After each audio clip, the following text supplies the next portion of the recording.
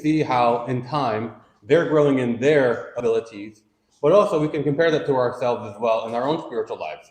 How are we growing? We can see them grow, but the question is, do we see ourselves growing in our Christian journey as well?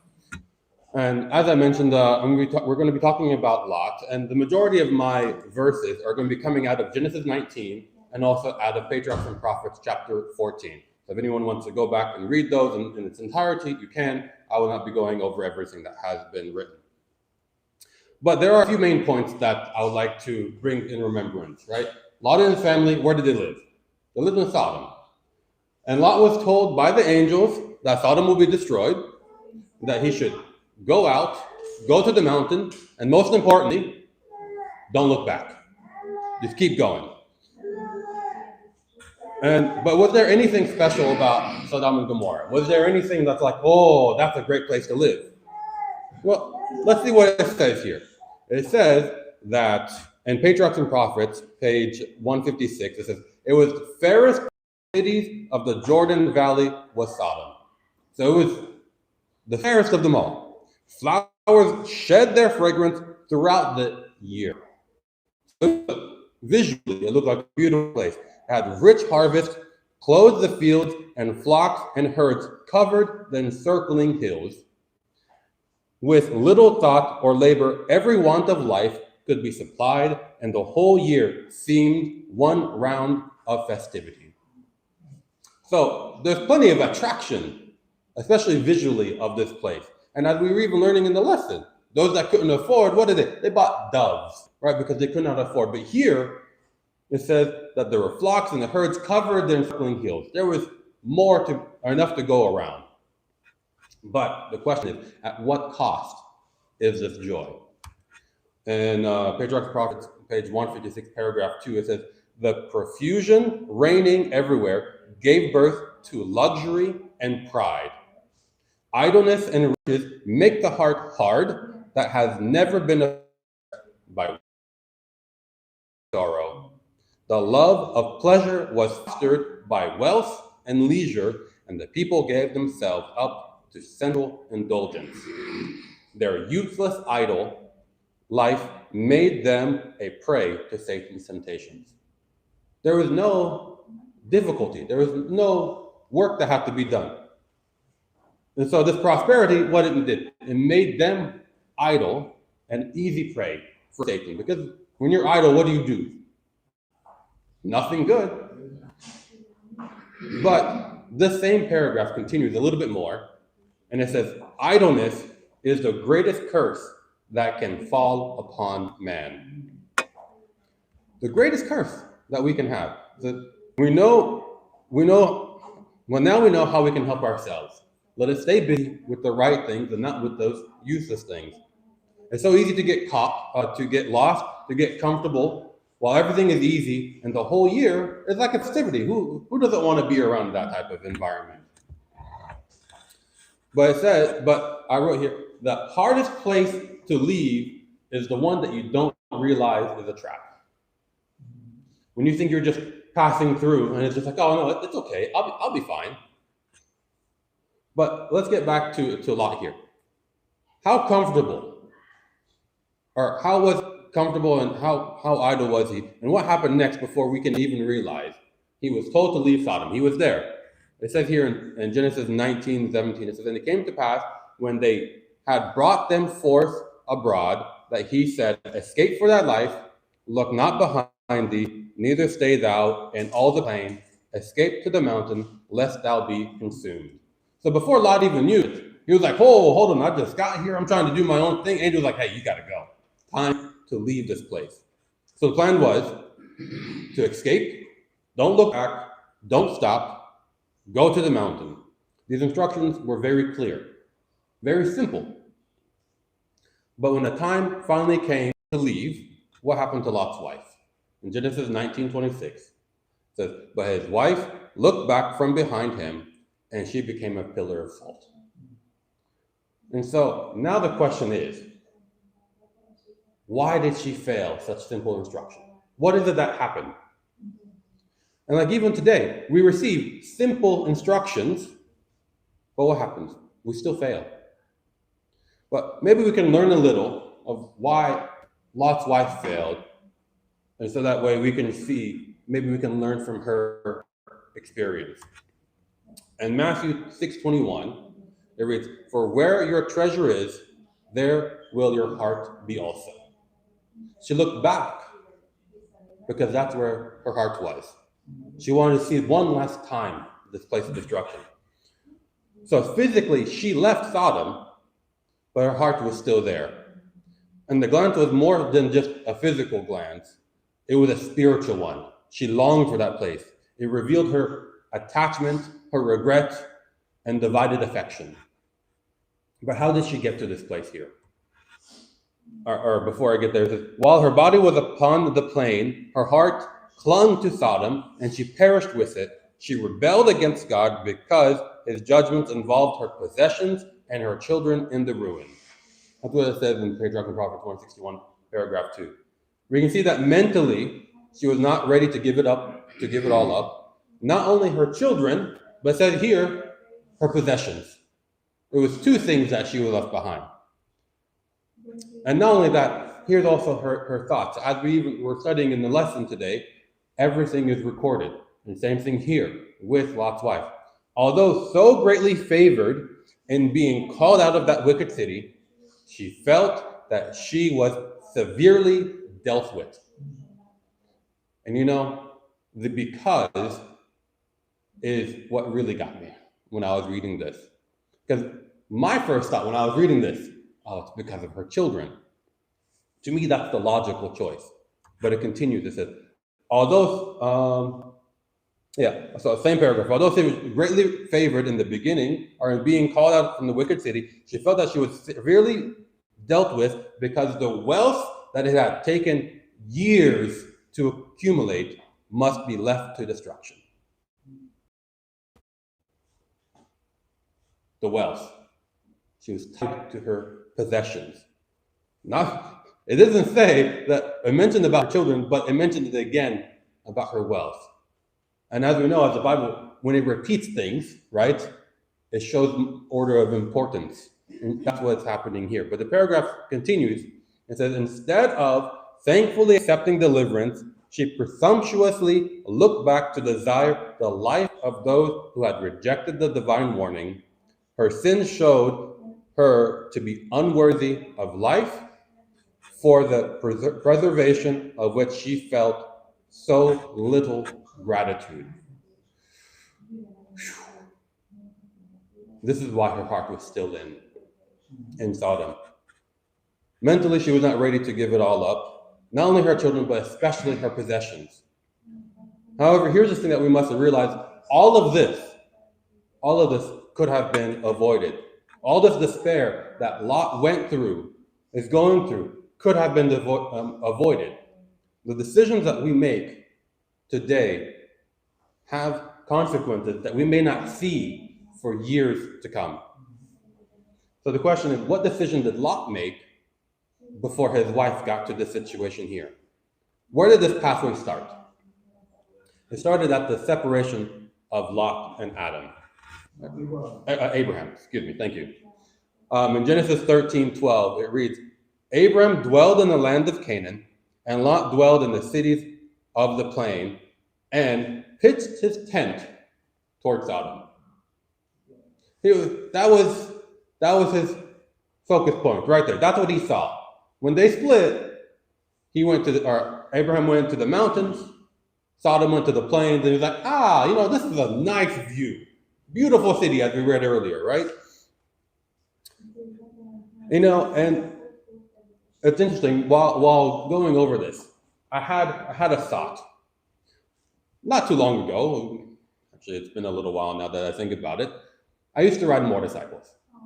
And in this time, riding in the street, dangerous, you have to follow a lot of rules, there's a lot of things, you got to be careful. And so I discovered that you could go to racetracks, not to race, but just to go there unimpeded. You could get to go as fast as you want. You don't have to worry about traffic. You don't have to worry about getting pulled over. Everything is fine. And I'm by no means a good rider, so I was in the beginning class, where all the beginners. And in there They said, like, look, when you are going and you are going around the curve, don't look in front of you. You look where you want to go. You know why? Because your body will follow. Imagine this, where your eyes look, even though you're going whatever, 70, 80, 90, 100 miles around a curve, your body will follow where you go. Your body will follow where your mind looks. Its tent was pitched towards there. But we can see that he was always looking at Sodom, and he probably, what did he do? Since Sodom was there and it was flourishing, he probably went to the market there. He saw how convenient it was, that and there was, it was a rich city, and he decided to move his family there. But what about Abraham? What decisions did he make? So let's see. In Genesis 13, verse 18, it says, Then Abram removed his tent and came and dwelt in the plain of Mamre, which is in Hebron. And what did he do? And built there an altar unto the Lord. It doesn't say he pitched his tent. He said he got there and built an altar. He reconceived the initial decision between Lot and Abraham of where it led Lot down this pathway. He did not make an altar that I am aware of. So his priority, Abraham's priority, was to God. That was the start of the decision. And this pathway that we choose, we can either lead it to more difficulty or less difficulty. And so, as Abraham did, are we setting aside that time to make room for our Heavenly Father? And unfortunately, there is a string of these decisions that led Lot to his current situation. And so that was one decision. Let's see what else happened here. In Genesis 19, verse 14, And Lot went out and spake unto his sons, which married his daughters, and said, Up, get you out of this place, for the Lord will destroy the city. But he seemed as one that mocked unto his sons-in-law, or sons-in-law. They did not take him seriously. So how can we see again the failure of Lot? They did not take him seriously. They thought he was joking. They thought it was some I forgot what it was. I read it in Patriarchs and Prophets, but they thought it was just some like spiritualist things, like, oh, this is just something that you think is going to happen. It's not a thing. And this is what can happen for those of us that separate from God. We can overlook these warnings and not take heed to them. But in this time, there was yet another mistake that Lot made.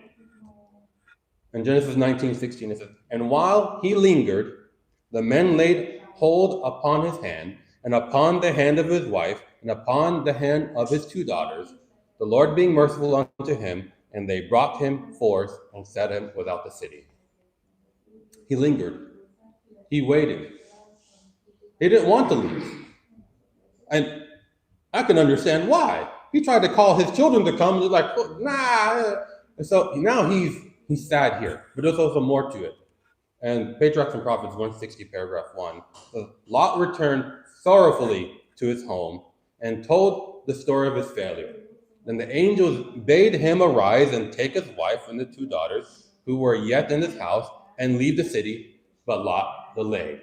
Again, I can understand why. But it says, some of his children clung to Sodom, and his wife refused to depart without them.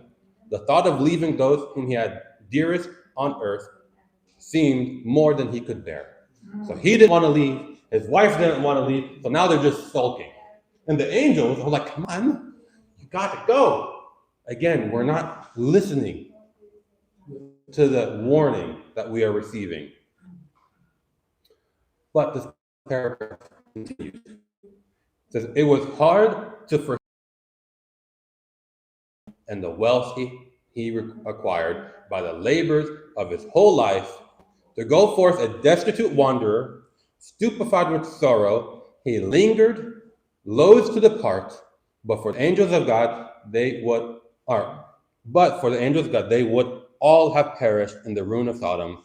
The heavenly messengers took him and his wife and daughters by the hand and led them out the city. So it wasn't only because of his children that he was sad. He, like his wife, also was like, all this hard work I've done, all this money, all these things. Like, look at all this. I have to leave it, and now what do I have to do? I have to become a destitute wanderer. That was also part of his sorrow. So finally the time comes. What finally makes Lot leave? Did he leave on his own will?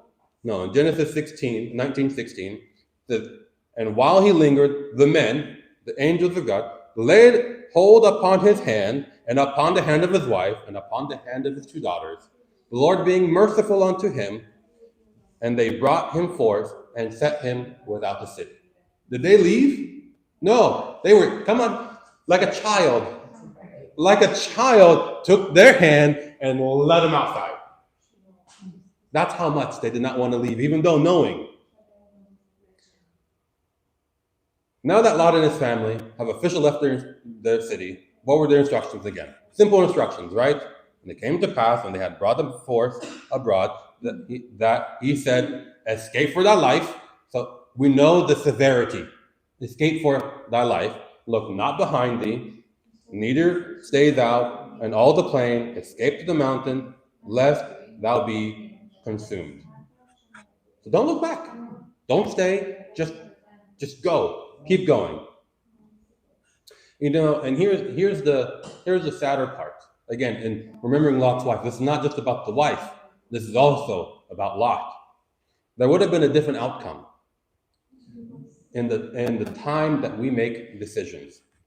Let's continue here. If Lot himself had manifested hesitancy to obey the angel's warning, but had earnestly fled toward the mountains without one word of pleading or remonstrance, his wife also would have made her escape. The influence of his example would have saved her from the sin that sealed her doom, but his hesitancy and delay caused her to lightly regard the divine warning. While her body was upon the plain, her heart clung to Sodom, and she perished with it. So, yes, the title is Remember Lot's Wife. Why? Because her life could have been saved with Lot. One, did not make all these other decisions, but even at the very end, if he was bold in his decisions, we have to go now, she will also have understood the urgency of this message. The influence that we have upon one another is something that we should really consider. It speaks to the influence of Lot that he had of his wife, and that's why they stayed. Because working together, not only with our family, but also with our Heavenly Father, would help us avoid more sorrow than we can even imagine. If there is more unity with the son-in-laws, and they took heed of the message of Lot, they all would have been spared.